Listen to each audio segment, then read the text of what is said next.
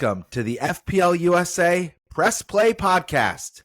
Shout out to Brian and our special guest for joining me. I'm Bux. We are 2/3 of the host of the official audio home of the hashtag FPLUSA community. I want to send some love and a shout out to Dan, our Missing in Action co-host, better known as at FPL_Blackwolf. Without further ado, Brian, how the hell are you? Ahoy! It's international break. We have been missing each other on the pod, but I've been spending a few days in Las Vegas for March Madness, which is big here in the States. I survived 3 days. It's the last hurrah with a few of my boys who also play FPL, but before the baby comes. So it was nice to stay up late, get up to some hijinks, throw a few shekels around the tables, but I was pretty hot on the sports betting, so that's a good sign. I need to carry that over to FA Cup this upcoming weekend and make sure to get some more dollars in the pocket to buy diapers soon. But it was a good time, and I have paid zero attention. So I was reading the rundown for this episode today, and I saw that there's a bunch of injuries and some notes and notables, so can't wait to get into that. But before we do, let's introduce a two-time appearee on our podcast at FPL Fella, aka the most beautiful Dan who's ever been on this pod. How are you doing, mate? Welcome. Yeah, no, I'm really well, thank you. It's been a while since I was on. I can't actually remember. I think was it last season or the season before? But yeah, it's always fun to come on your pod and as we spoke about before, I love your Americanisms and your affection for our great UK sport. I know you've got some favourites over there, but it's brilliant that you guys are pushing the flag over there for the Premier League and obviously FPL. Somebody's got to, so why not us? Exactly. Yeah, Dan, I know you are an OG to us. You were actually one of, kind of our first guests abroad to humble our little operation here. But for the listeners who might not know who you are, why don't you give a little bit of background on what you're all about, who you support. I know I'm looking at your beautiful kit right now. Just tell the listeners a little bit about your FPL journey. Yeah, so real name is Dan. Handle on Twitter is FPL Fella, and that's essentially because that was my nickname growing up from school. I used to call people Fella, and it kind of stuck. Love that people used to just call me. So that's me. I actually worked out that next season is going to be my 20th year playing FPL. So that's crazy. Yeah, wow, that's amazing. I'm quite a veteran. I think my first season was the 06-07 season, or maybe even the season before that. And it's been a bit of a, not a roller coaster is quite a funny word to use, as you know, I like a roller coaster, but it's been up and down mainly because of my personal life, really. I used to actually play football on Saturday afternoons, which used to be a full day thing. You'd go and socialise with your teammates and drink and stuff, but that would mean pretty much missing every single deadline every week. And that was before before the days of content creation as well. So you wouldn't even know when prices are going up or down, or you wouldn't know when the blanks or doubles were coming. It would just hit you. Not to mention, you're almost predating smartphones, right? So you'd have to be on the PC maybe to do it. You might not even been able to do it from your little BlackBerry or pre-iPhone. So that's quite impressive history there, going back in time. And you look pretty good for 20 years of playing FPL. Like the hair and the face, not too many wrinkles, not too many grays. So that's impressive. Nice. I'm 30. I was 39 in February, so yeah, I'll be 40 next year. There you go. But yeah, it's fun and it's just gone crazy in the last 5 years. It was a small hobby with 6 or 7 friends back in the 06-07 season, and now kind of my first ever mini league has grown to over 100, basically from people going to university to work, inviting friends in, and that's how I kind of gauge how big FPL has got, based on that small mini league that has gone from kind of 6 to to kind of 130 people. It's just gone mad. So, yeah. Brilliant. Fella, I got to give you props because I kind of fell in love with the Premier League only a couple years before you started playing FPL. And then you mentioned that the game really launched in a big way 5 years ago. This is my 5th season, similar to what you just described with your own personal experience in your mini league. Brian kind of wrestled me into this whole FPL thing, knowing that I was such a big Chelsea fan that I was watching every weekend. And it's nice to see the growth of the game be so organic because it really isn't necessarily about like your favorite content creator. It's just as the soccer, as we call it over here, as football kind of grows in popularity, it is such a made for TV sport, the way that it's broadcast. And I think it's contagious. Once you really can watch 1 or 2 games, realize that it's not just a 0-0 snooze fest like we might be led to believe here in the States. It's hard to not fall in love. It really is. It's a brilliant experience all around on the weekends. Yeah, and it's an interesting one because I feel like I am probably the complete opposite to you guys, where I've grown up watching football from the age of kind of 4 years old. Dad taking me as a season ticket holder when I was a child. Then when I got into being an adult, he stopped paying for my season ticket, so I stopped going. And then now I kind of afford to go again.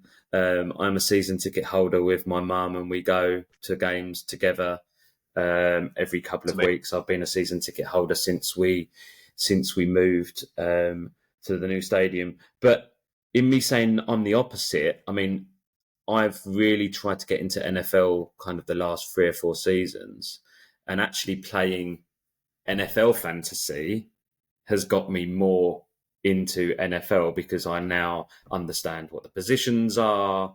I understand who the teams are. I can recognise a lot more of the players because obviously there's 50 players a team or however many there is, and it gets you kind of more into it when it's a sport.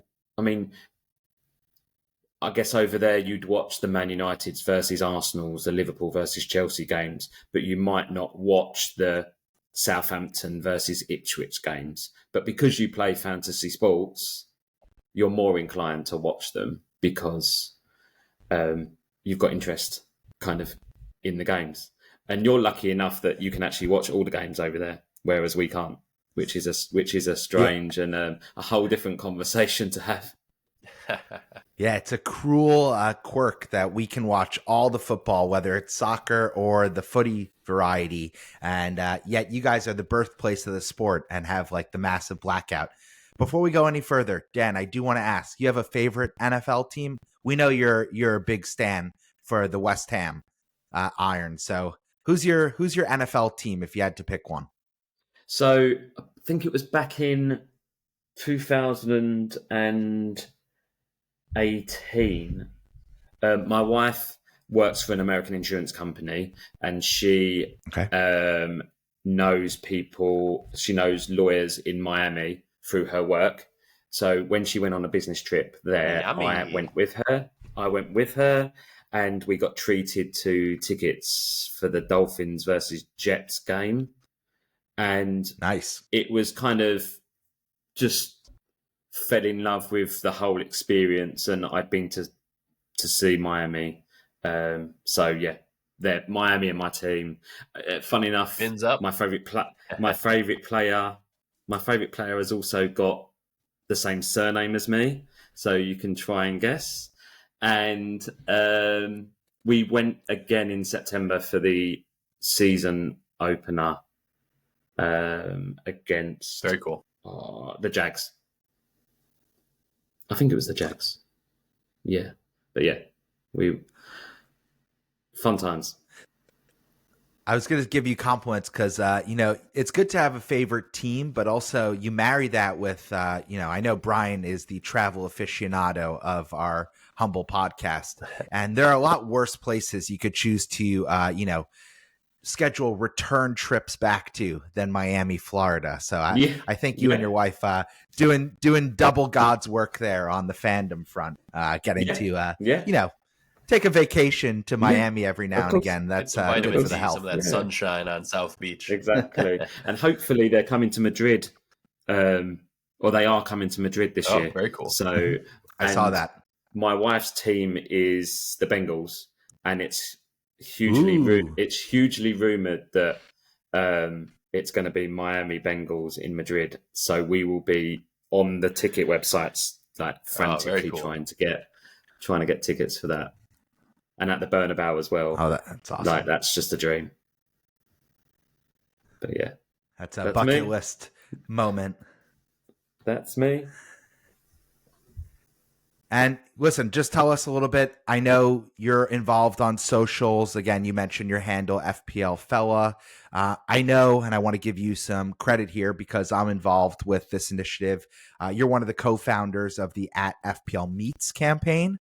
Why don't you just tell the listeners a little bit about that and kind of what that's all about? Yeah, so essentially, we obviously had lockdown. There were FPL kind of meetups happening kind of already pre-COVID. But then I think Twitter or X now blew up during COVID because none of us could go out. None of us could meet people to talk about football and FPL. Everyone was doing it on Twitter. And then when we came out of COVID, the people that we'd kind of met over the internet, we said, look, let's meet up and have a few beers in a pub. And then the reason for the account and the reason why it all went a bit official was we did get a little bit of backlash because it was like, where was my invite? Where was my invite? Can I come? And all that kind of stuff. So myself and FPL Nima, who you probably know, we just went, look, let's have a separate Twitter account that we can retweet. We can say the venue. We can say when it's happening. We can ask people, instead of it just being me or just being Nima, we can have this account. And then it kind of blew up. It was just London, so I just mainly deal with the London ones. But then it blew up because people are saying like, oh, we want one in Manchester, we want one in Edinburgh, we want one in Glasgow. And then obviously, I call him Black Wolf, but yeah, Dan organised one in San Fran and was lucky enough to actually have the winner there for one of the meets, which was like amazing. We've got some in India and Pakistan and like all over. And there's so cool. We don't manage and we don't get involved in that. It's like whatever you need kind of us to do, retweets essentially to kind of push the message out. I try and get bigger accounts to retweet to push it out kind of even more. And it's just a everyone welcome kind of thing. The London one usually has 30 to 40 people there at each Sweet. one. And then we hold one on the last day of the season, which usually has over 100 people. So the pub that we go to really, I think, like our business that we give to them. I was going to say, you get a lot of free drinks based on the back of that feeder system that you got organized. I love that.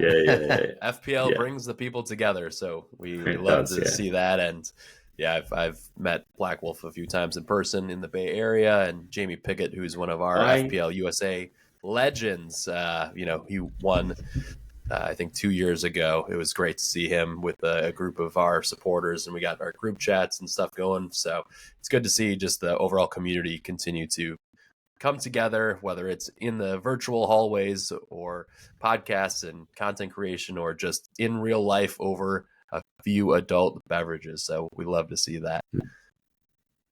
Right, I was lucky enough. I'm lucky enough to see Dan in San Fran. So that's great. Oh, lovely. All right, should we recap how our game weeks went in the rearview mirror from blank game week 29? It feels like ages ago. I haven't opened the app for a number of weeks, so it was a little bit rougher for you, right, Bucks? Yeah, I bet you guys can't wait to recap how blank game week 29 went. Me, on the other hand, this is like entering back into personal FPL hell. Because this was one of those game weeks where just nothing went right. I I'm having a dreadful season, but blank game week 29, I took it right on the kisser. 36 points all out. I took a hit to get in Holland. I captained him. Then the Cole Palmer news comes out of nowhere. He stayed in my team. So all in all, I ended up playing with 10 players. I had no Bruno Fernandes. I had the wrong Nottingham Forest defender. Yeah, it sucked. It sucked. My season, it's gonna just come off the rails. I think that's my official prediction here, because at 800K, I'm probably not going to keep my streak of top 100K finishes alive, and I could just be realistic about that. And so it's going to be more about fun and pizzazz and probably a lot of Bucks Wild differential moves down the stretch here. So I still have my wild card, which is a great way to transition to you, Dan, because I know you played your wild card. I think that was probably a power move based on the score you got, the squad that you set up. So tell the listeners how blank game week 29 went for you. Not to mention, I mean, the majority of the FPL Twitterverse is looking at wildcard 30-31. So you're ahead of that curve and cashed in big with some extra points, right? Yeah, it was a strange one. I think it's a very weird thing that I did, because usually when I wildcard, I know pretty much after the deadline I'm going to activate it, and then I'll have the full week or the full 2 weeks, however long, to kind of plan it, grab price changes, price rises to increase team value and all that kind of stuff. But it was actually on the Thursday. I decided that I was going to do it on the Thursday night, but didn't activate it until the Friday. So like literally the day before. And I think it was looking like I was going to have to take an 8-point hit. I was tempted with the free hit, but then I think I looked at game week 34 and the teams that could blank. And I kind of thought, if I wild card now in 29, I've then got enough transfers by 34. Once we know who's going to definitely blank, because that's the important thing. We will know who definitely blanks before game week 30 starts. No. Yeah, before game week 30 31. starts, or 31, we'll definitely know who will blank. We won't know when the doubles are. So I was thinking, I can set my wild card up to have enough players that will be playing in blank, so I wouldn't have to free hit then. And I can use my free hit in the double game week, whenever that will be. So that was the reason for the wild card. And there were just so many players that I wanted for last week. I was tempted to do the free hit because I thought it's a strong week to do it and get quite a few points. But I like free hitting and a double rather than a blank. So that was the reason for it. But the points I got, I had obviously Milenkovic, which was really good. Fernandes. And you had Bruno. Bruno doing the God's work for you. I mean, it started perfectly with, I think the City game was the first game, wasn't it? And I think I had Marmoush and Haaland, and I think they assisted each other. And I was like, wow, this could be a really good game week. And then I think, who did they play? Ipswich? Brighton. And then they conceded, and I was like, oh, shit. Gvardiol's only going to get 1 point, but a lot of people have brought him in this week anyway, so that's okay. But yeah, other than, I mean, Bruno, Marmoush, Haaland, and Milenkovic, but everyone else didn't do that great. The Bournemouth assets were a big disappointment. Well, listen, you have 4 guys on good quality returns, 3 of them with double digits. Yeah. Let's just say that's well better than I had in my team. Holland with 7 points, captain to 14. That was pretty clear my best asset in blank game week 29. So you buried the lead a little bit, Dan. Just tell the listeners, what was your overall score? And again, do a casual amount of gloating. I know that's hard for you Brits. But what's your current rank? We're humble. So I started the game week at 35k. I got 71 points, so that took me up to 17.5k. But half I your was rank. That's 14. huge. I was 14k in game week 26. So it's kind of two Oh red my goodness arrows, gracious. 2 red arrows to then get a green to bring me back up. But yeah, it's okay when you're speaking to someone who's sitting at 2k in the world. Yeah, exactly. You can't go overboard when we know who's coming up next. Brian, tell the listeners. I know right now you're dancing around in your little pot of gold as you go for the number 1 overall FPL rank in a couple game weeks time. How did blank game week 29 fare for you, pod partner? Yeah, dare to dream. I think triple digits is now like potentially on the table for me to achieve. We'll see. I'm ranked 2.4K. I had a very cheeky green arrow. I ended up on 67 points, and I used 4 free transfers this week. So rather than wild card or free hit, I had 4 free transfers. I've been very much like patient, especially with like my ass man chip. So that's how I was preparing for 29. Like I had slot for all those weeks. I did not go to Glasner or anybody else, but 67 points with no hits. Even before the game week started, I was on a 7% green arrow because people around my rank tier were taking hits to navigate blank game week 29. So very much one of those curses of having 4 free transfers is there's so many different variables that you can try and work into your equation. And the biggest miss is I had Alanga and talked about him on the pod previously, and I ended up with Cho instead.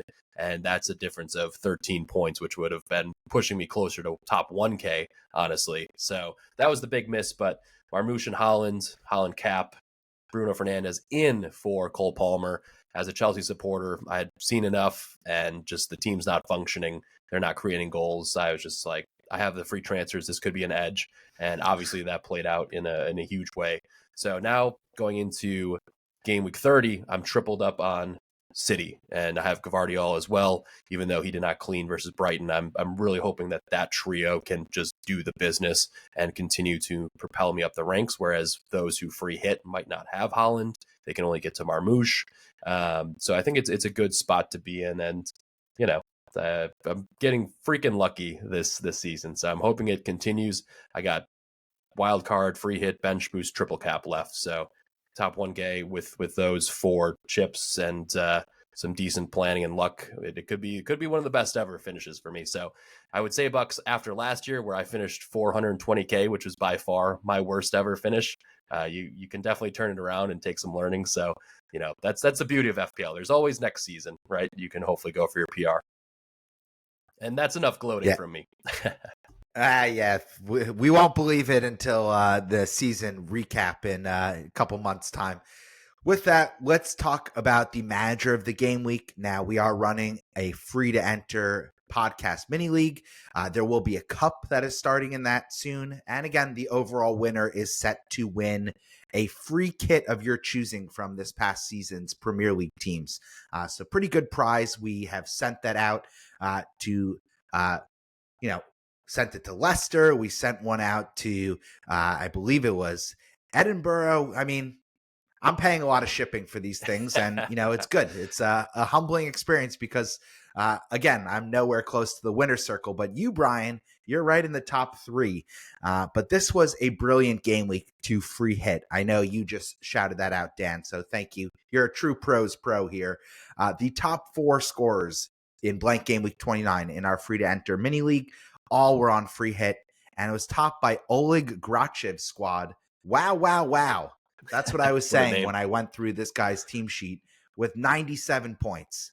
Bruno captain, 34 points. That's basically my entire team score in one player, so that stinks. Bellegarde and Delo each end up on 11, and he also benched Milenkovic. So this could have been a truly triple-digit kind of free hit. Either way, bravissimo, that is how you do it. And that was a great game week for wow, wow, wow. So congrats. With that, I think let's take our first break.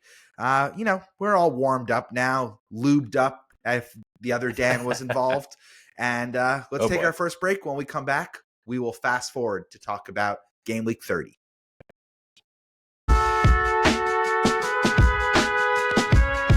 And we are back. Let's fast forward and look ahead to game week 30 and really share some notes and notables from the happenings around world football. There's been a few injuries and a few flags crop up, but thankfully we will see a lot of these players in action on the weekend for the FA Cup, which is another kind of blockbuster moment in the FPL season that I'd love to discuss with you guys and really try and figure out what's the best thing for those with chips left. So, Bucks, why don't you run us through a few of the notes that you have here? Yeah, just let's start in international break. I know I am taking this international break and shooting some hoops, not really checking the FPL site. It's been a nice exhale as, we also get very ready for what's to come in May. So what's happening right now is a lot of injuries, a lot of flags, a lot of bad news for FPL managers who, might not have a stockpile of free transfers in their coffer. So Cole Palmer, no updates as of yet on his status. He was, he was ruled out very late in blank game week 29 with a muscle injury. Chris Wood, he limps off injured from New Zealand international duty. Watkins, Trent, Mateta, Jedi Robinson, all those lads are all flagged and they're all owned by, very heavy amounts of engaged managers. And then a late one that I saw yesterday, Mikolenko, who you probably won't want to start for Everton with their brutal crucible of fixtures that are coming up. I think they have the worst 5-game fixture run I've ever seen as an FPL player. Yeah, he's also flagged now. So just kind of waiting to see who will be the next domino, who will be the next injury news to come, which is an unfortunate way to play the FPL game. Oh my God, Bucks, that Crucible you mentioned, I think Fel and I just looked at it online. Everton play Liverpool, Arsenal, Forest City, Chelsea in a 5-game stretch. It's crazy. It can't get worse than that. Oh my goodness. It's going from the frying pan into the Dutch oven into the air fryer. It could not be worse. I don't think the schedule makers could have, printed out a more cruel stretch of the season. Those toffees are going to be fucking melted after that stretch. I mean, that's Devontae's 7th ring of hell right there. That stretch. And we should just mention that game week 30. We're still about a week away. We're recording this on Wednesday, March 26th. So the pod will be up sometime on Thursday. The game week deadline is on Tuesday of next week because, as my co-host mentioned, the FA Cup, I believe it's the 5th round draw. Those matches will be occurring on the weekend. So, blockbuster cup match, and they have major ramifications. Yeah, major ramifications for what the FPL calendar looks like in the stretch run. So we just want to make everyone aware of that. If at all possible, be patient with your transfers. We know how intoxicating this podcast is. You might want to just listen to the, ASMR tones of our voices and then just go to the transfer page and rip your whole team up. But, maybe practice some patience if possible. Yeah, and I think... Yeah, so I think I'm curious on Dan's take on, looking at these fixtures for FA Cup especially. Can you pick some winners here? What are you thinking of the 4 matches? Obviously, the only favorite, really heavily favored, is Villa versus Preston. So I'm kind of curious, how you see these other ones playing out. And from my perspective, I am hoping and praying that Crystal Palace once again defeats Fulham, because I would love to have them have back-to-back double game weeks in 32 and then in 33 with a wild card in hand, and those are popular assets that could come into the side. So let's kind of go through some of our predictions here ahead of the weekend's action. I think firstly, what I would say for your American listeners is that don't underestimate the FA Cup. We take it kind of very seriously in the UK. And the magic of the FA Cup. And especially when it gets to the quarterfinals, people can smell the semi-final and the final. The semi-finals are played at Wembley, so it's a chance for teams to get to Wembley at the semi-final stage. Right. But on the fixtures, I mean, you would heavily favour Villa versus Preston. They're obviously not a Premier League team, so Villa would be looking, and Villa haven't won a trophy for years, so they'd be definitely looking at it. Man City, obviously they're not going to win the Premier League this year or the Champions League, so they'd be Pep definitely won't want a trophyless season at Manchester City. So I'd probably favour City, but then the other two are, for me, unknowns. I think anything could happen in the Fulham, Palace and Brighton NFO fixture. But yeah, that's how I see it. And Dan, is the FA Cup a Mickey Mouse Cup? I know you said it's not to sleep on it. I just want to clarify for our listeners. No. It's prestigious. It is very the Carabao Cup, the one that we've just had. That's kind of seen as the kind of Mickey Mouse Cup.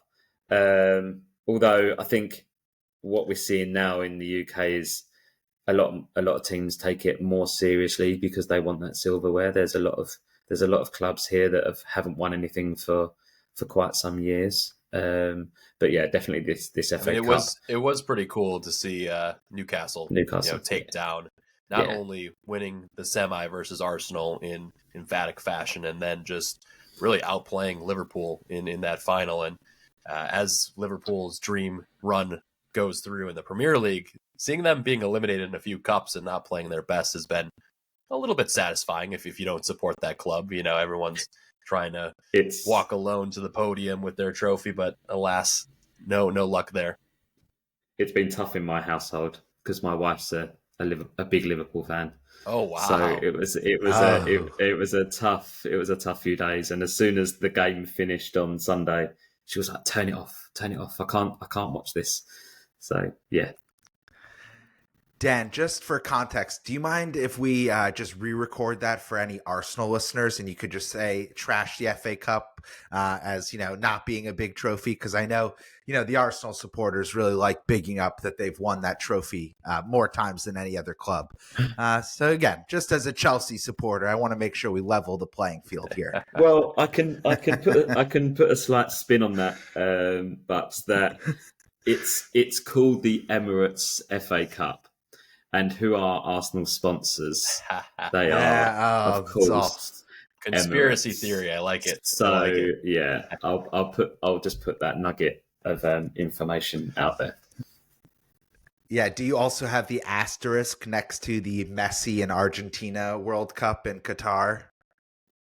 No chance. You don't have to answer that. I'm not trying to get you in trouble. I'm not trying to get you in trouble. All right, so bringing it back to the FA Cup, just personally for me, for possible wildcard 31 and bench boost 33, I'm hoping that Crystal Palace wins away at the Craven Cottage and beats Fulham. Villa go ahead and win in easy fashion. City, I would also like them to win, just knowing that anybody who's not on wild card, it might be a little bit more difficult to triple up in a double game week 33. And then the key one here is really Brighton beating NFO at the Amex, because based on the schedule, we have the game week 34 fixture for Forest is on a Monday. And so they can't actually schedule a midweek game for them to double in 33 because of that fixture. So that's something where you could see that fixture, rather than move into 33, it could stay in 34, and there'll be less double game week player pools to choose from in double game week 33. So those are the things that I've looked at briefly that I'm hoping for in terms of bench boost. But the chaos will come, and the magic of the FA Cup may see a unlikely winner raise the trophy. So looking forward to it and having the footy back on the weekend. Yeah, I still think City pretty comfortable favorites. Dan, let's just talk through your kind of ideal chip strategy. You already used the wild card, so maybe you're a couple game weeks earlier than consensus with that second wild card. What's the plan? If everything falls, perfectly for your squad, when are you using the rest of your chips? I think. Do you know? Yeah, I mean, what have I got left? Bench boost and free hit. So, as I said earlier, it would be free hit in a double game week. I think if there's more fixtures in game week 34, that helps me out more because I'll have more players that I can transfer in for game week 34, but then whichever's the bigger double game week, I'd probably bench boost, and in the smaller double game week, I'd probably free hit because there might be players from that week that I don't want to kind of carry forward, but I'd want a full Carry on, 11 yeah. of kind of double game week players in that. So that's kind of my chip strategy. It's kind of like I'm up there at 16k, but I expect, because I've only got 2 chips left, for people to kind of catch me up. Hey, Dan, out of curiosity, how many free transfers did you carry heading out of the wild card? 0. 0. 3? Yeah. 0. All right, 0. so you got 1. Yeah. Gotcha. Yeah. Have you been enjoying that change that FPL Towers made to the game by rolling up to 5 free transfers and having them in and outside of the free hit and wild card? Like, I think those permutations I'm in love with. I wish they would have just stuck with those and not added the Assman chip, which added just so much variability and such a ball ache, honestly, to figure out when to play it and whatnot. But yeah, just curious on your, because obviously you've seen many iterations of the game. You've seen the game before there were even chips. So I'm very curious on, these overall changes in your take on the strategy. I mean, we've just been talking strategy for the last 5-10 minutes, and that's exactly the kind of FPL manager I am. I look 6 weeks in the future as to when, especially at the start of the season when there's going to be no blanks and doubles. I'll look for the pockets of fixtures, and I was hoping that I was going to collect 3, 4, 5 transfers this week. I think the most I've had at one point was 3 to use, and I think it's powerful for the more engaged managers that can look at those pockets of fixtures. And I think you'll see next year, if they keep it, that people will get used to it. And the more engaged managers will be able to definitely take advantage of the learning experience that we've had from this season. Great shout. I agree. All right. With that, I think let's leave the strategy talk in the dust for now. Let's look ahead because, again, this is all about planning, and the focus really we want to have is on game week 30, the here and the now, of course, after that FA Cup results drop. So it's actually a pretty compelling fixture list when you look through it. Now, we want to start with the best matches to target for FPL hauls. That's one of our go-to segments. And I think the most obvious one is it's in 72 font in bold. It's underlined. Maybe the, potential winner is italicized even for emphasis. And that's Leicester. The woeful Foxes are traveling to Manchester City for their cup of penance.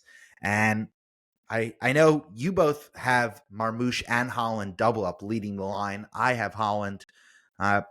Pretty clear that we all think City are going to just run riot in this match, yes? Yeah, pretty much. I mean, I watched Leicester, West Ham, I think 3 or 4 weeks ago, and I think it's probably one of the worst games of football I've seen. It was terrible. I think we went 2-0 up and I think all 22 players just gave up and went home. Well, the Leicester players didn't go happy, but we did. And since then, I think it's target Leicester, essentially. I think the 3 teams that are in the relegation zone now, and we'll probably talk about others, will go down. I think Leicester are probably, or maybe even worse than actually Southampton. I think the reason why Southampton get thumped because they actually give it a go. I just think their squad probably isn't as good as Leicester's, but Leicester they just kind of give up. Yeah, they're just they're in such a weird spot. They bring in the new manager. He hasn't been able to change anything around.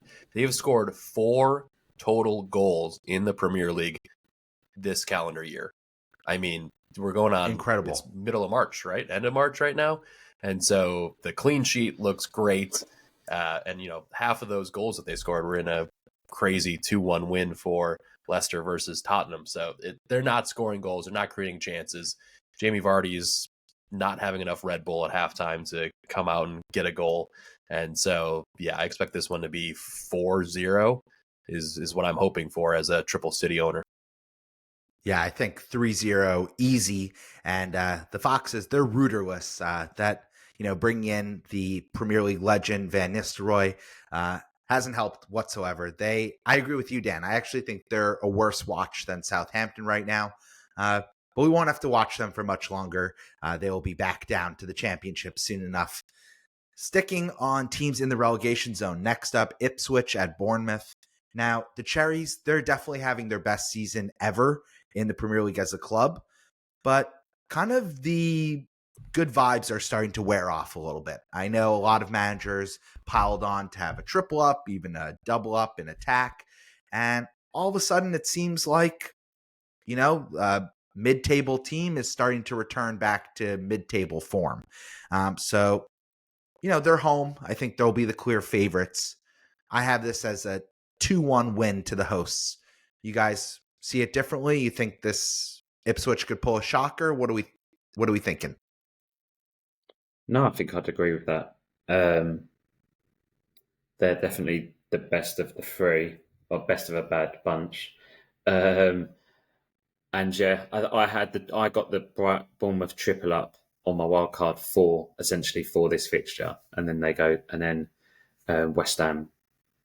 They come to the London Stadium in 31. Yep. And we're not having the greatest season, and I think we're kind of we call it on the beach. I think we're not gonna go down, and we're not gonna probably qualify for Europe. So West Ham are probably a bit of a target at the moment. So that's why I've gone for the Bournemouth triple up in my team.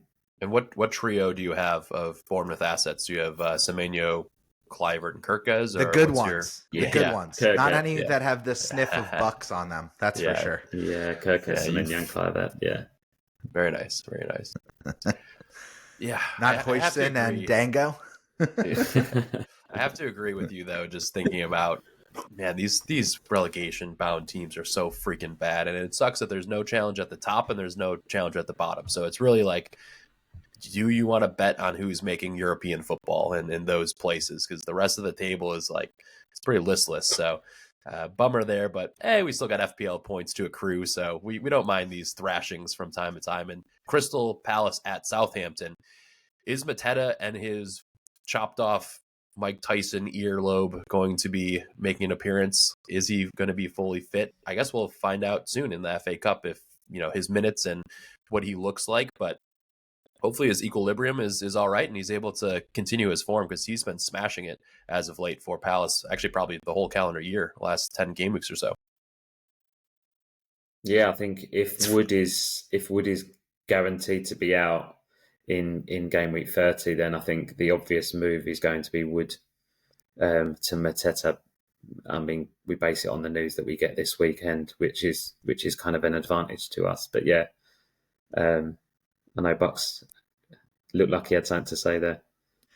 Yeah, I actually think this could be a trap game, because a lot of the best players for Palace, Palace are not the biggest club, but they have some top quality players. And a lot of those players are away on international duty. Eze, Gehi, I know I saw LaCroix is with the national team. I don't know how to pronounce any names. Munoz. And again, Mateta might be coming back from injury, so maybe they don't risk him and he gets, say 30 minutes of run out in the FA Cup. I think this could be, a motivated Southampton team. I saw they just smacked £100 million purchase price tag on Dibbling. And, they might want to show out in front of their home crowd for one of the last times they will in the Premier League for the rest of the season. So I actually think this could sneaky be 2-1 to the home team. I know I'm probably going to stand alone in that take, but I think this is the perfect trap game for Crystal Palace, because especially for us FPL managers, all eyes will be on their double that's coming up in 32. And, it happens in the NFL all the time. You're prepping for your big rivalry game in week 11, but you play, one of the teams lower down in the standings in week 10. And all of a sudden the fourth quarter rolls around and, it's 13-9 and your kicker has missed 2 field goals. So I think this is that kind of game. Even Eddie Nketiah can score goals against Southampton. I could see him bracing even if he started over the likes of Mateta in this game. I don't know. I think this game has Eze hits the post, Sarr hits the crossbar, Ramsdale, it falls on the ball a couple times, and it's just a frustrating day out. No chance. At the Saints for Palace. No chance. I mean, I could see the letdown maybe after they go all out in the FA Cup. So maybe, like we said, Mateta's minutes are limited. But like I said, like this team is so poor at Southampton. They'll put a shift in, but they got mistakes all over their back line. Yeah, that's true. Back passes to the keeper going right into Eddie Nketiah's foot for a goal. Like it's just going to be that type of match. But I wouldn't expect a blowout. Maybe a 2-0 for Crystal Palace is my prediction there. And as a Munoz owner, Munoz has just been the cheat code that we need. And man, with TAA likely leaving the Premier League, he might be the best attacking defensive asset heading into next season. To be honest, like that's a pretty crazy statement to have here, but that's kind of where we're at based on the state of the FPL game. Dan, would you have scored against this Southampton team? Let's just leave it there. Well, I was a left back when I was playing, but I'd probably still score. All right, there we go. That's, I used to take corners, so maybe I'd score one straight from a corner. Yeah, you'd have an Olympico. I love that. Yeah. All right, let's go to the best matches in real life, and I've highlighted 3 derbies, and I really like that we have Dan here because he could smack talk our Dan stateside in the Dan Derby. West Ham traveling up to play Wolves. 2 teams start with W's, both towards the bottom half of the table, not to take any shots. Dan, I gotta back my guy in California. I think this is gonna be a rough day out for your Hammers. 2-1 to the hosts. Okay, fair enough. I think it's I think it's more important for Wolves that they pick up points here than us. I think 17 points from Ipswich, between Ipswich and us. I don't think they're going to get that. Yeah, you're safe. Totally that's the points. That's the points they've got all season. But 9 between Ipswich and Wolves. That's a lot closer. And you never know. So I think Wolves will be targeting this for 3 points, needing to kind of confirm their safety. And yeah, it could be tough for us. We've had a lot of players on international duty. Sufal and Souček with the Czech Republic. Kudus has been with Ghana. With Ghana, yeah. Paqueta is having his court case at the moment. Bowen's been with England. Bowen got at least 90 minutes for England. So the only thing is that both teams are out of the FA Cup, so they should be kind of fully rested after the international break. And no Cunha. There is no Cunha on the other side of that pitch. Cunha. So you know, I feel like this is like a 1-1. Both teams kind of play a middling version of themselves, but I like a draw here. But I would love to see more social media content of the winner smack talking the other on FaceTime. Yeah, agree. I'll do that. I think last year when Dan had a fantastic season, he brought in Bowen, got the hat trick, and you were FaceTiming him from the stadium, and that was an epic moment for our FPL podcast community.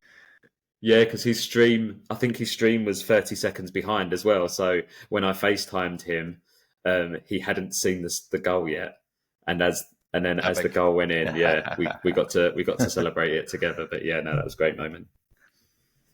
Legendary. All right, next up, Merseyside Derby. We got Everton at Liverpool. I also think this is a hometown feasting. I know, there's a lot of talk about selling Salah with Liverpool not doubling any further. I expect they're going to be rested. and motivated to kick some toffee bum. So I think this is 3-0 to the home team. We will not see a repeat of the final match at Goodison Park. I can mark my words on that one. Yeah, Yeah, I'm I'd curious agree. to see. Yeah, I mean, Beto has had his little patch of form, and he's been missing a few chances lately. So I don't see any reason this shouldn't be a 2-0 victory. But Everton they're respectable. Moyes has come in. You know, Bucks and I were talking a lot of shit earlier about him being the crypt keeper and the rise of the zombie manager, but he's done a good job at Everton. That's Roy Hodgson, Brian. Roy Hodgson is the crypt keeper. He's also there. They're both he's the flame getting out up there.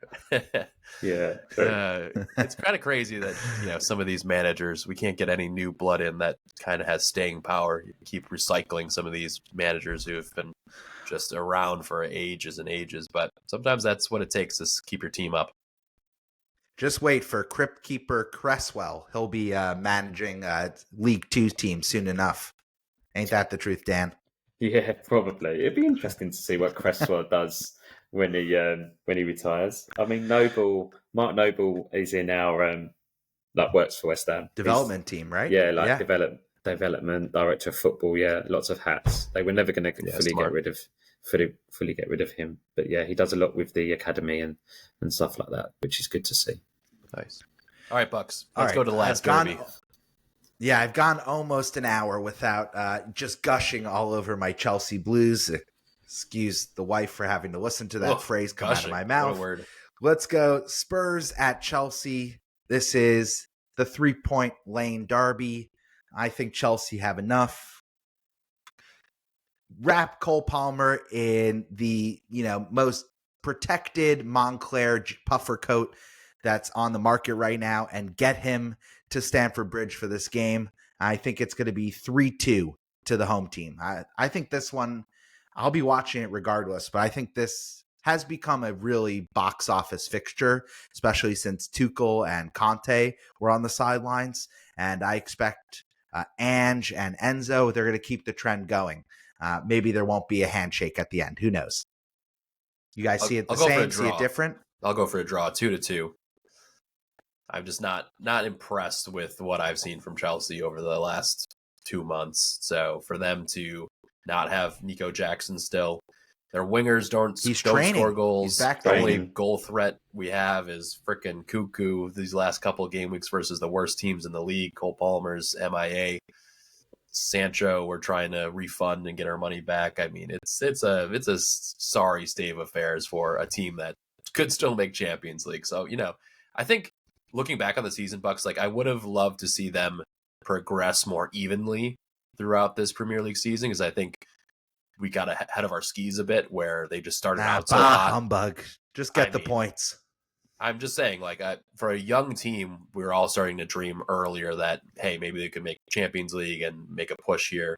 And then obviously the form the last couple months has just been so abysmal, only beating two of these shitty relegated sides. But regardless, here we are. We're in the race for Champions League spot, and they need Nico back in a big way to open up more space for Palmer, and we're just not getting goals from Neto and Cuckoo and Sancho, etc. So, yeah, and then it's Spurs. What the fuck do? They don't play any defense. So 2-2, I like it. See some goals. Yeah, one extra nugget about this game is if you think that Chelsea are going to finish with that coefficient in a top 5 Champions League spot, this is almost a must win. They have a really tough final couple game weeks. They play Forest in 38. I know they play Newcastle down the stretch, and they still have to play Liverpool, I believe. So because they drop points in that ugly match against Arsenal, this match becomes really pivotal. You need probably somewhere between 14 and 16 points to make sure that they do finish around that 4-5 range and qualify. And if they lose this game, it becomes really dire straits. I think they might fall out of Europe entirely from an automatic qualification perspective. So as a Chelsea fan, this is a really big one. Of course, you always want to beat Spurs, but with the importance of Champions League and the current squad and the project, huge 3 points on the weekend, on the midweek. So on Thursday, boss, I might be, missing in action after that lunch break. Sorry about that. Pour yourself a pint and watch the footy. That's the dream on a weekday. All right, let's wrap it up and get out of here. Let's go through our transfer plans and captaincy shouts. Let's start with the guest, Mr. Fella. What is your plan? You said you have one free transfer heading into game week 30, coming fresh off your successful wild card. What is the plan of attack? I think it's essentially going to be the news that we get this weekend. It will be a last-minute transfer, if anything. I'd love to say I could roll, but then do I attack the game week with bringing in Mateta for Wood? I think that would probably be the only transfer I would look at the moment is Wood to Mateta. But I'd like to kind of roll and then have two for 31 when everyone's going to be wildcarding and I'll be playing catch up. Yeah, that's Dan, are you going to start your Forest defenders? I know they play against Manchester United. You going to start them or bench them?